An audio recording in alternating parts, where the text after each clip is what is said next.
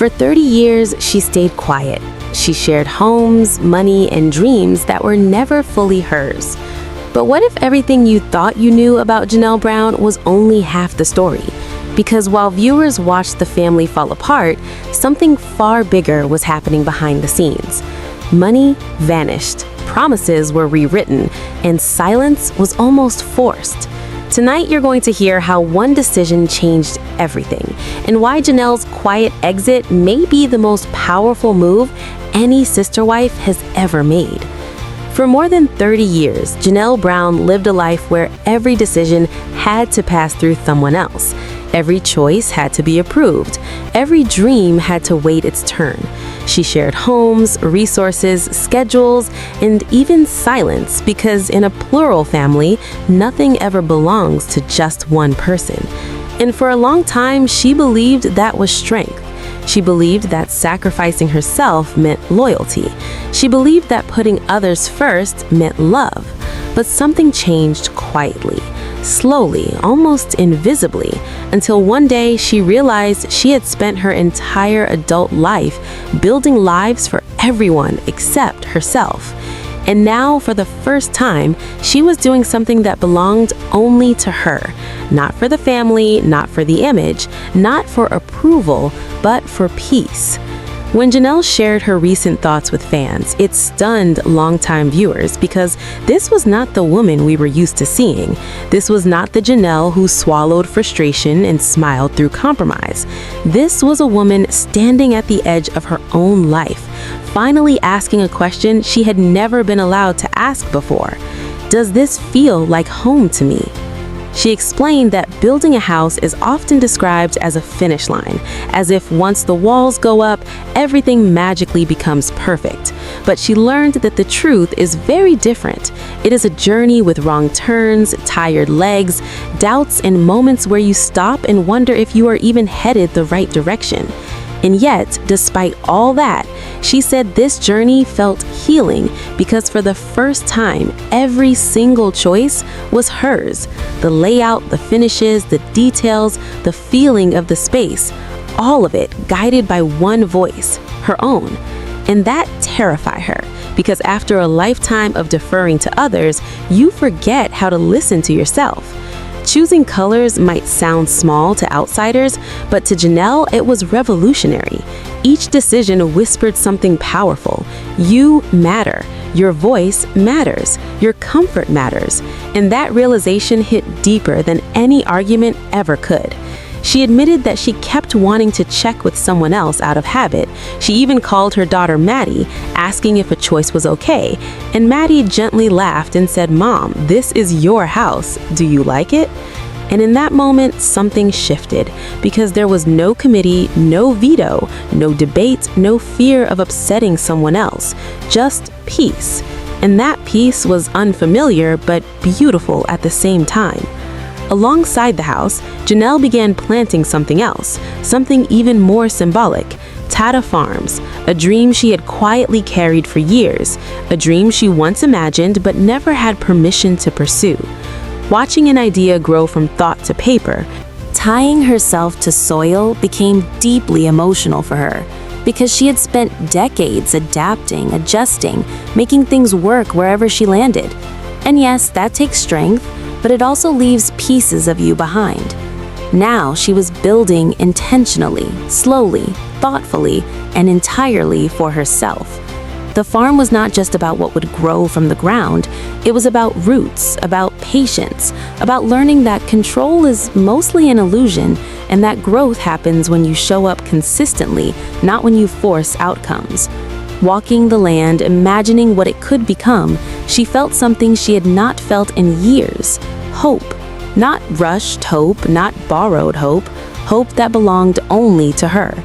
And yet, while she was planting peas, her past was still waiting, unfinished, unresolved, and tied to a stretch of land in Arizona that once represented the future and later became the battlefield that exposed everything.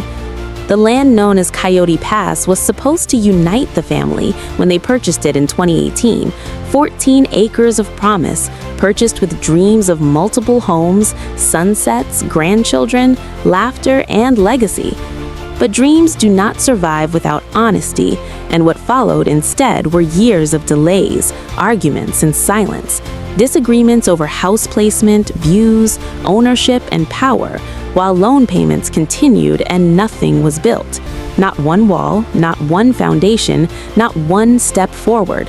The land sat untouched as relationships fractured, and when the marriages began falling apart, that land became the last thing binding people who no longer trusted each other.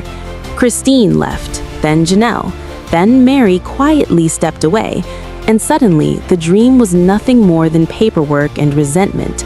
Janelle was the only one who ever truly tried to make it work. She lived on the land in an RV, enduring isolation and uncertainty, trying to breathe life into something already dying, until even she had to admit it was over. But what most viewers did not realize was how complicated the ownership truly was. The parcels were divided unevenly. Cody's name appeared on all of them, while percentages shifted dramatically. Some belonged fully to Cody and Robin, others were split unevenly, leaving Mary and Janelle with far less security. And when Christine walked away, she signed her stake over for $10, choosing peace over money, believing freedom was worth more than property. And for 2 years, nothing happened. The land remained stalled until lawyers entered the picture, deadlines appeared, and pressure mounted. Finally, in April 2025, the land sold for $1.5 million in cash, bringing closure, at least on paper. Janelle received her share, money that allowed her to finally move forward with her North Carolina dream. But that sale was not the end of the financial story. It was only the surface. Beneath it was a deeper conflict, one that had nothing to do with land and everything to do with money that disappeared years earlier. Money that helped buy a house that only one wife would ever live in. And the truth about that money would change how viewers saw everything that came before it. While fans focused on property sales and moving trucks, another battle was quietly unfolding, one far more personal, far more painful, and far more revealing, because this one involved trust and money that never came back. During the recent tell-all, Mary Brown finally said out loud what had been buried for years. Every dollar from the sale of her Las Vegas home went directly to Cody and Robin, every single one. She had paid that mortgage on her own for years, long after Cody stopped living there, long after the marriage had emotionally ended, and when the house sold, she did not receive her share of the equity. Instead, that money, between $120,000 and $130,000, went straight into the purchase of Robin's Flagstaff home, a home Mary would never live in, a home that doubled in value, a home that later funded an even larger upgrade. And she watched all of it happen from the sidelines while being told to stay quiet. Janelle also contributed funds, at the time believing it was a temporary solution, a loan, something that would be repaid when finances stabilized. But when paperwork was filed, those contributions were labeled as gifts. Documents stated there was no expectation of repayment, and legally that mattered. Cody continues to refer to it that way even now, but Mary never saw it as a gift. She saw it as money given in trust, money she believed would return, and when the house increased in value and was sold, the profit went entirely to Robin and Cody, while Mary received nothing. She spoke about it calmly, but the weight behind her words was unmistakable, because it was not just about money. It was about being used, about believing family meant fairness, and learning too late that it did not. Janelle eventually recovered her contribution through an arrangement never fully explained, but Mary did not, and that is where the silence came in. Because there was an agreement, one that allegedly appeared at the last possible moment during the Coyote Pass negotiations, a confidentiality agreement that would have prevented discussion of family finances, and according to Mary, would have forced her to give up any claim to that missing money. Sign this, stay quiet, walk away. That was the choice she was given, and she refused. She said she could not understand why they did not want her to talk, and that confusion became clarity when everything else came out, because silence had protected someone else, not her. The timeline only deepened the questions. Cody signed early, but Robin waited until the contract was nearly expired, and stories about why did not align. When asked directly why she did not simply tell Mary what was happening, Robin responded with irritation rather than explanation, and viewers felt it in real time. Something was off, something rehearsed, something fragile. And when both Cody and Robin referred to Robin as the moral compass of the family, the reaction from Janelle said everything. She laughed not out of cruelty, but disbelief, because the disconnect between words and outcomes had become impossible to ignore. Janelle explained something that resonated deeply. You give power to get power. And for years, Robin positioned herself as gentle, as agreeable, as passive, while influence quietly accumulated. And when Cody asked whether he was controlling Robin or whether she was controlling him, the answer hung unspoken, because everyone watching already knew. And then the story took another turn when Robin admitted that legal threats were exchanged within her own marriage during these financial disputes. She revealed that arguments became so intense that lawyers were mentioned, that promises made at the beginning of their legal marriage surfaced, including a vow that if she ever wanted to leave, she would be allowed to go freely. A strange promise for a newly married couple, and one that raised more questions than it answered. She insisted. She hated being lumped together with Cody, that she had her own morals, her own thoughts, her own standards. But the pattern told a different story. Documents, delays, silence, and benefit that always seemed to land in the same place. Mary finally spoke what many viewers were thinking. She said she hopes Robin is not dishonest, but she cannot agree that Robin has never given reason for doubt, because doubt is built from patterns, and the patterns were clear. And while all of this unfolded on television miles away, Janelle was somewhere else entirely, in North Carolina, building something real, something quiet, something hers.